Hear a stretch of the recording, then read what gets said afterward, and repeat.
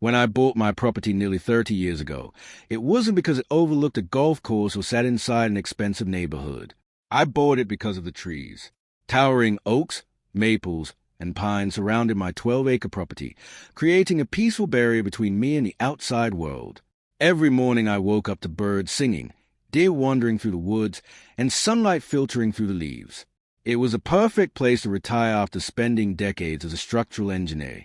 Years later, a luxury subdivision with a private golf course was built next to my land.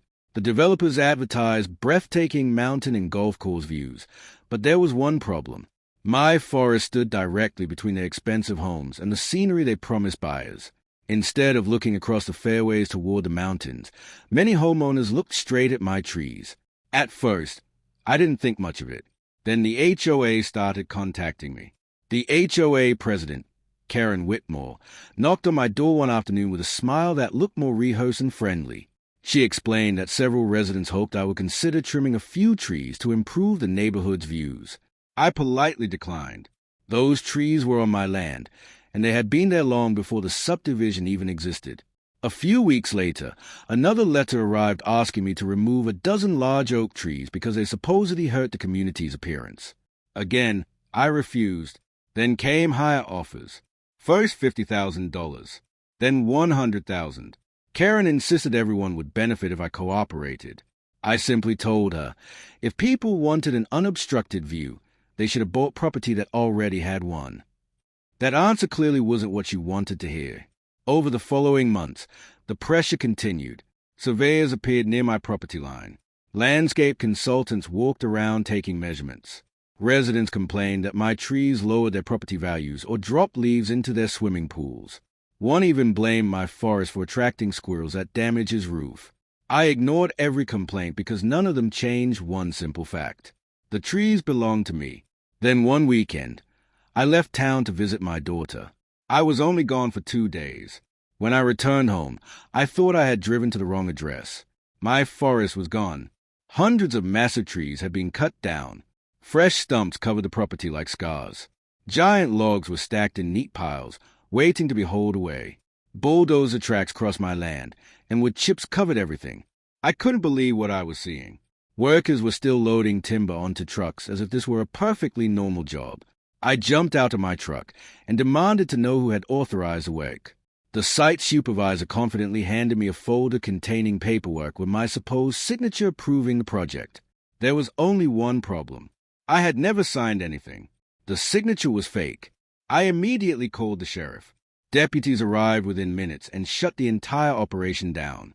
The logging company insisted they believed they had proper authorization because the HOA had hired them directly. Karen soon arrived carrying copies of the same paperwork, confidently insisting everything had been approved.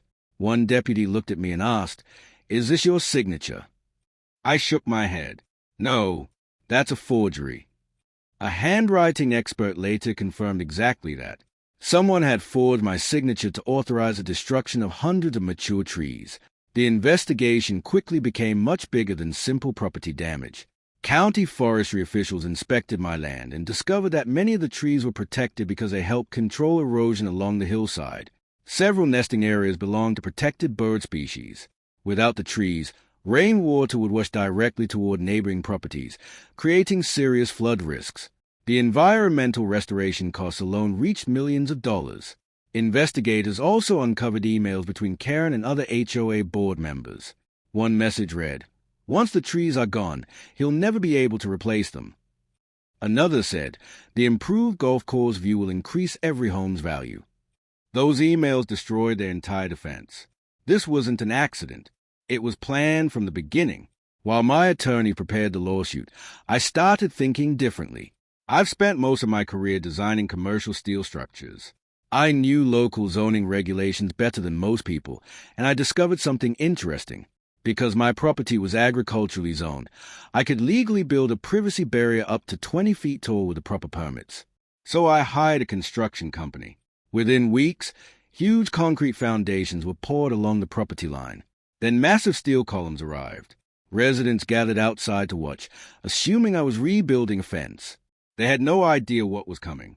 Day by day, Enormous steel panels were lifted into place until a 20-foot-tall wall stretched across the entire edge of my property. It completely blocked every golf course view. Every luxury home that once hoped to overlook rolling green fairways now faced a solid steel wall. The neighborhood erupted. Residents demanded emergency HOA meetings. They flooded county offices with complaints, insisting my wall ruined their property values. County inspectors reviewed every permit and every measurement. Their conclusion was simple. The wall met every legal requirement. Nothing could be done. Karen accused me of building it out of revenge. I calmly replied, "My trees provided privacy for free. Since you removed them, I had to find another solution." Then came the lawsuit. During the trial, expert witnesses calculated the value of every mature tree.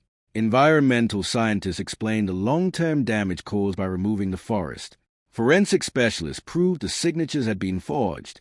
Former HOA employees testified that Karen personally approved the logging project despite knowing she had no legal authority. Perhaps the most shocking evidence involved the HOA's finances. They had used Homeowners Association dues to pay for the illegal tree removal. The residents had unknowingly funded the destruction themselves. The jury didn't take long to reach a verdict. The HOA was ordered to pay millions for timber loss, environmental restoration, fraud, legal fees, and punitive damages. Karen was held personally responsible for part of the judgment because the fraud had been intentional. The HOA's insurance company refused to cover the losses after determining that forged documents were involved. Within days, Karen resigned. Several board members resigned with her. Some even faced criminal investigations. People often ask whether I regret building the steel wall. The answer is no. Every spring, vines climb high across its surface. Birds nest in specially designed boxes attached to steel.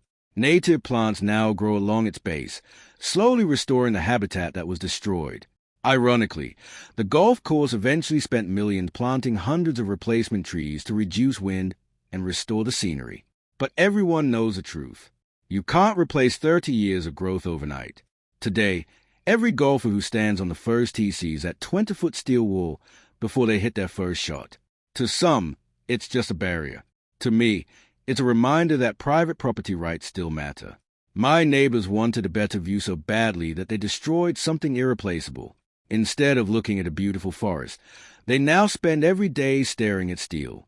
Sometimes, the most expensive lesson isn't learned in a courtroom. Sometimes, it's a one you have to look at every single day.